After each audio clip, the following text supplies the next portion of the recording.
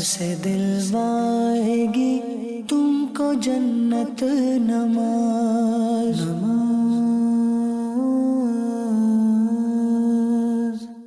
الحمدللہ رب العالمین والصلاة والسلام علی سید المرسلین اما بعد فاعوذ باللہ من الشیطان الرجیم بسم اللہ الرحمن الرحیم الصلاة والسلام علیکہ یا رسول اللہ وعلی آلک واصحابک یا حبیب اللہ الصلاة والسلام علیکہ یا نبی اللہ وعلی آلک واصحابک یا نور اللہ۔ پیارے پیارے بچوں اور مدنی چینل کے ناظرین، الحمدللہ ایک بار پھر ہم آپ کو اپنے بہت ہی پیارے اور معلوماتی پروگرام آئیں نماز سیکھیں میں خوش آمدید کہتے ہیں۔ ہمارے پروگرام کا نام ہی ہے آئیں نماز سیکھیں۔ نماز سے متعلق بہت ہی اہم ترین گفتگو اور باتیں اپنے بچوں کے ساتھ ہم شیئر کیا کرتے ہیں، ان کے کچھ مسائل بھی سنا کرتے ہیں اور ان کا حل بھی معلوم کرنے کی کوشش کرتے ہیں۔ آج بھی کچھ اسی طرح کا ٹاپک ہے، لیکن اس سے پہلے کہ ہم اپنے ٹاپک پر بات کریں، نبی کریم صلی اللہ علیہ وآلہ وسلم پر درود پاک پڑھنے کی بہت ہی پیاری فضیلت۔ اللہ کے آخری نبی نبی ہاشمی صلی اللہ تعالیٰ علیہ وآلہ وسلم نے ارشاد فرمایا، جو شخص روزانہ مجھ پر 50 مرتبہ درود پاک پڑھ لیا کرے گا، بروز قیامت میں اسے مصافحہ کروں گا۔ صلو علی الحبیب صلی اللہ تعالی علی محمد صلی اللہ علیہ وسلم۔ پیارے پیارے بچوں اور مدنی چینل کے ناظرین، جیسا کہ آپ دیکھ رہے ہوں گے کہ ابھی الحمدللہ میں کشتی کے اندر موجود، سمندر میں ہماری کشتی موجود اور ہم کشتی کے اندر موجود ہیں۔ سب سے پہلے آئیے کشتی پر سوار ہونے کی جو دعا ہوتی ہے وہ مل جل کر پڑھ لیتے ہیں۔ قرآن کریم میں بھی یہ دعا مذکور ہے، تو ہم مل جل کر پہلے یہ دعا پڑھتے ہیں، اس کے بعد آگے ٹاپک پر بات کرنے کی کوشش کریں گے۔ آپ سب میرے ساتھ مل کر پڑھیں گے۔ الصلاۃ والسلام علیکہ یا رسول اللہ وعلی آلک واصحابک یا حبیب اللہ۔ بسم اللہ مجریہا ومرساہا ان ربی لغفور الرحیم۔ تو پیارے بچوں، جب کشتی میں سوار ہوں تو یہ دعا پڑھ لیا کریں۔ قرآن کریم میں بھی حضرت نوح علیہ السلام نے جب کشتی بنائی، آپ کو معلوم ہے نا کہ دنیا کی سب سے پہلی کشتی کس نے بنائی تھی؟ حضرت نوح علیہ السلام نے۔ جی ہاں، حضرت نوح علیہ السلام نے دنیا کی سب سے پہلی کشتی بنائی۔ سالوں تک وہ کشتی تعمیر ہوتی رہی، ٹھیک ہے۔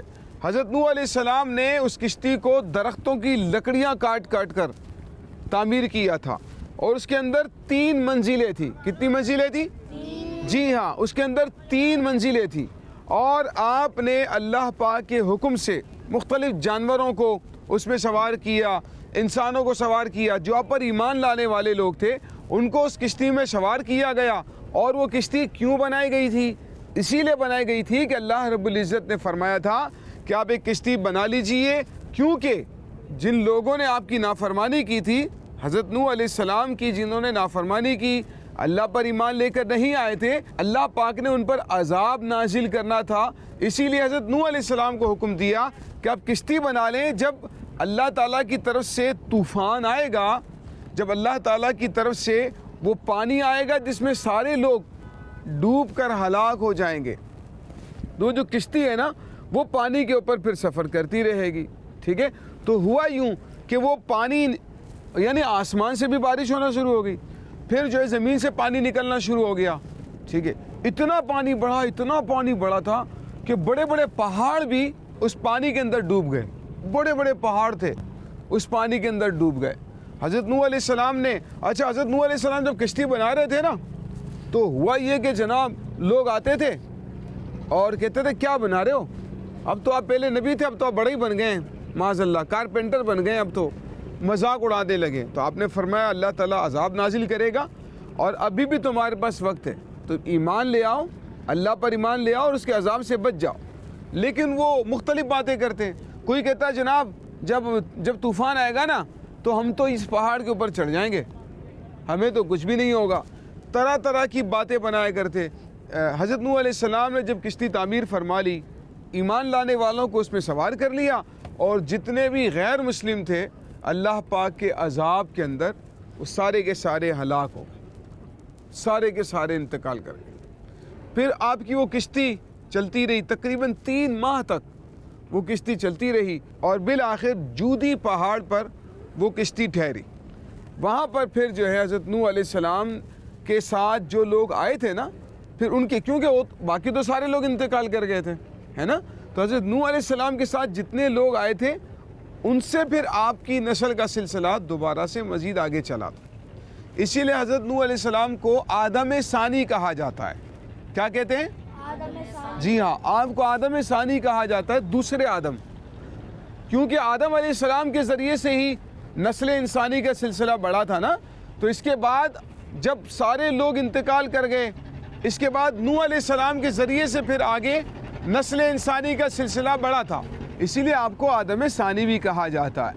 تو یہ جو کشتیاں ہیں نا, آپ دیکھ رہے ہیں کشتیاں آس پاس بہت ساری ہیں, اس سے بڑی بھی ہوتی ہیں, اس سے بھی بڑی بھی ہوتی ہیں, اور اس سے بھی بڑی ہوتی ہیں, لیکن یہ ساری کی ساری جو یادگار ہے حضرت نوح علیہ السلام کی یادگار ہے. آپ دیکھیں اتنا بڑا سمندر, اور اس کے سینے پر یہ سوار چلتا ہوا سفینہ جس میں کئی لوگ سواری کرتے ہیں, پتہ نہیں کتنا سامان ادھر سے ادھر ٹرانسفر کیا جاتا ہے, لیکن اس کے باوجود اللہ تبارک و تعالی اس سمندر کے اوپر ان کشتیوں کی, جہازوں کی حفاظت فرماتا ہے. تو یہ اللہ رب العزت کا بڑا انعام ہے, اس کی قدرت ہے, اور ہمیں اس کی نعمتوں کا شکر ادا کرتے رہنا چاہیے.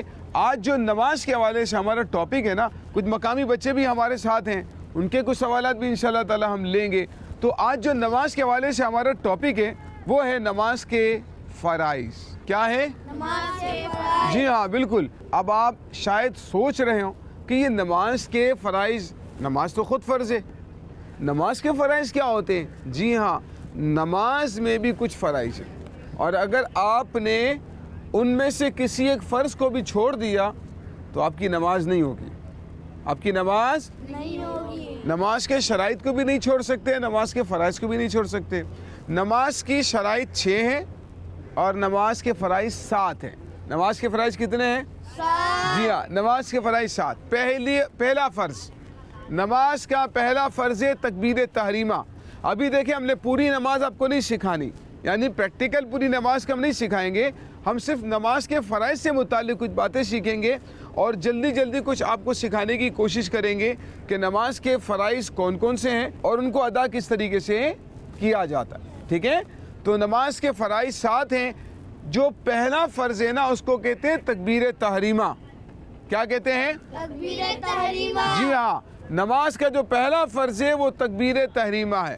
تکبیر تحریمہ کا مطلب یہ ہے کہ نماز کو اللہ اکبر کہہ کر شروع کرنا ہے. کس طرح شروع کرنا ہے؟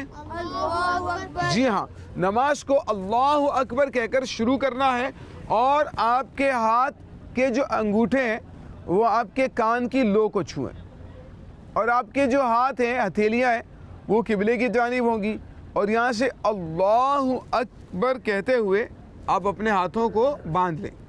ٹھیک ہے, پہلا فرض ہے تکبیر تحریمہ. کیا ہے؟ تکبیر تحریمہ. جی ہاں, تکبیر تحریمہ کو اللہ اکبر کہہ کر شروع کرتے ہیں.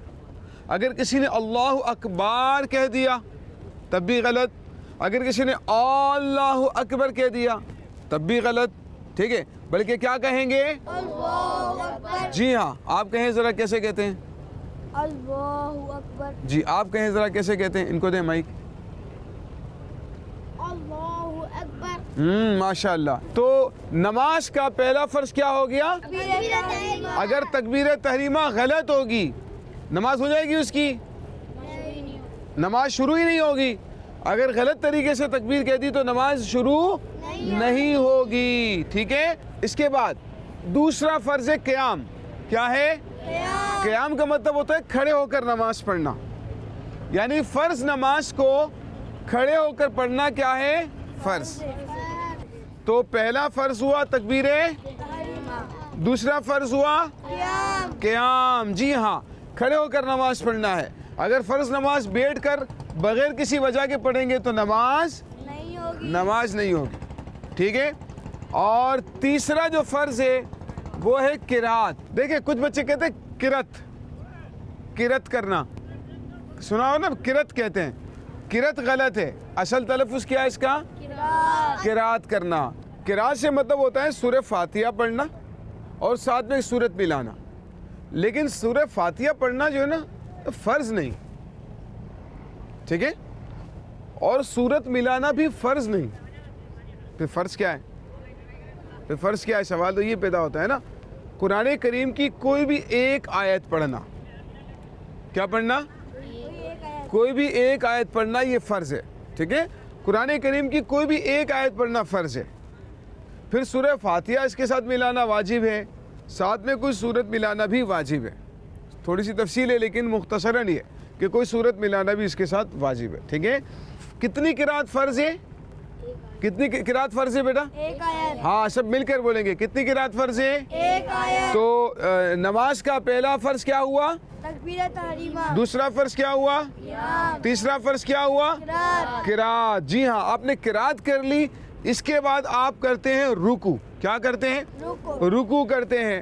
اور ابھی ہم سنتیں باقاعدہ تفصیل سے بیان نہیں کریں گے, ٹھیک ہے نا. صرف ہم آپ کو فرائض بتا رہے ہیں تاکہ آپ کے ذہن میں آ جائے کہ نماز کے یہ فرائض ہیں, ٹھیک ہے. تو نماز کا جو چوتھا فرض ہے وہ کیا ہے؟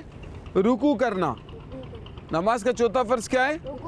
نماز کا چوتھا فرض کیا ہے؟ نماز کا چوتھا فرض کیا ہے؟ پہلا فرض کیا ہے؟ تکبیر تحریمہ. دوسرا فرض کیا ہے؟ تیسرا فرض کیا ہے؟ چوتھا فرض کیا ہے؟ ہاں, رکوع میں کمر سیدھی ہو, ہاتھ آپ کے گھٹنوں پر ہونے چاہیے, یہ رکوع ہے, ٹھیک ہے نا. تو چوتھا فرض ہے وہ رکوع کرنا ہے, ٹھیک ہے. اور جو پانچواں فرض ہے وہ ہے سجود. کیا ہے؟ وہ کیا ہے؟ سجود ہے. اور چھٹا فرض ہے قاعدہ اخیرہ. کیا ہے؟ جی ہاں, یعنی کہ اگر آپ 4 رکعت پڑھ رہے ہیں تو جو چوتھی رکعت پر آپ بیٹھتے ہیں نا, قاعدہ کرتے ہیں, اس کو کہتے ہیں قاعدہ اخیرہ. کیا کہتے ہیں؟ جی ہاں, اس کو قاعدہ اخیرہ کہتے ہیں. تو قاعدہ اخیرہ جو ہے یہ فرض ہے, اور یہ نماز کا کون سا فرض ہے؟ چھٹا فرض ہے. نماز کا کون سا فرض ہے؟ نماز کا چھٹا فرض ہے.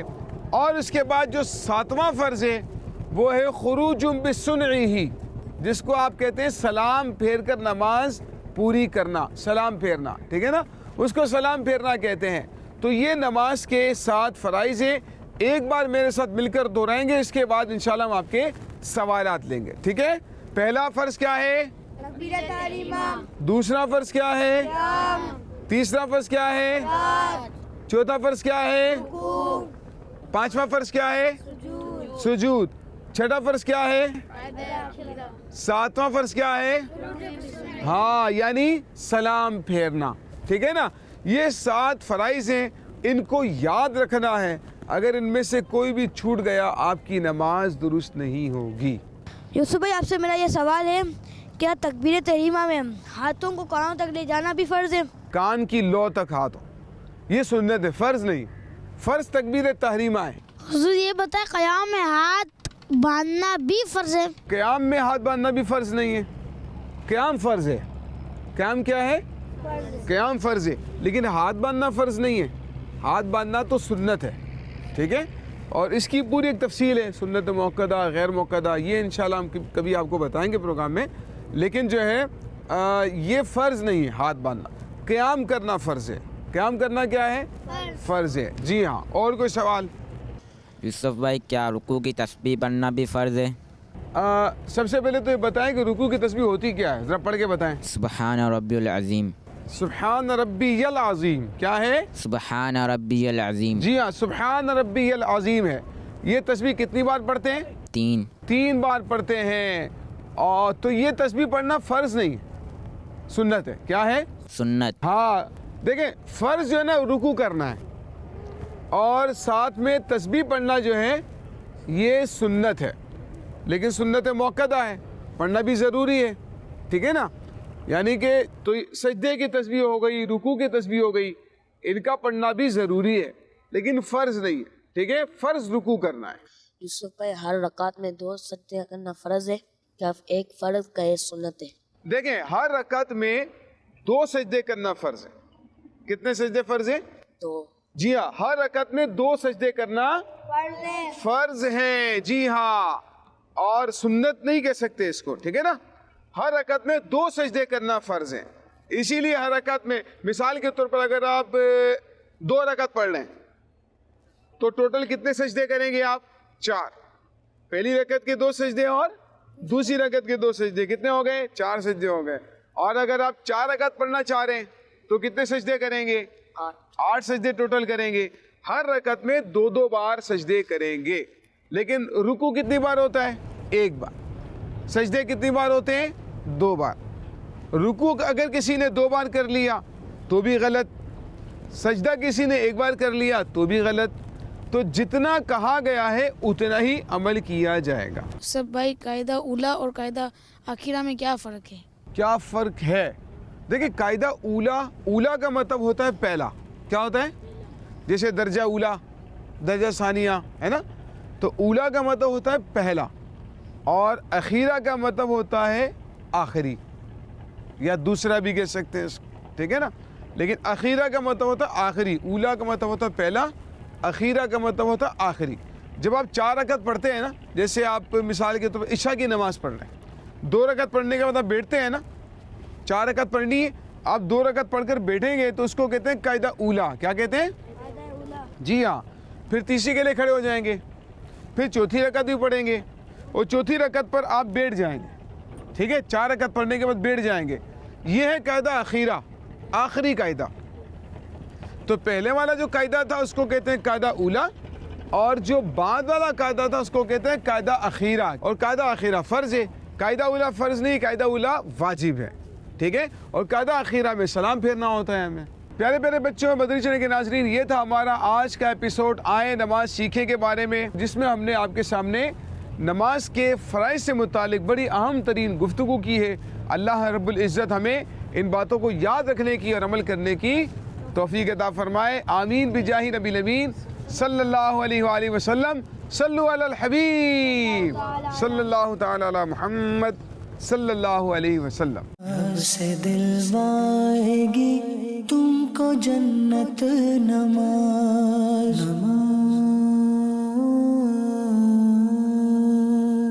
بچوں کا مدنی چینل آ گیا, بچوں کا آ گیا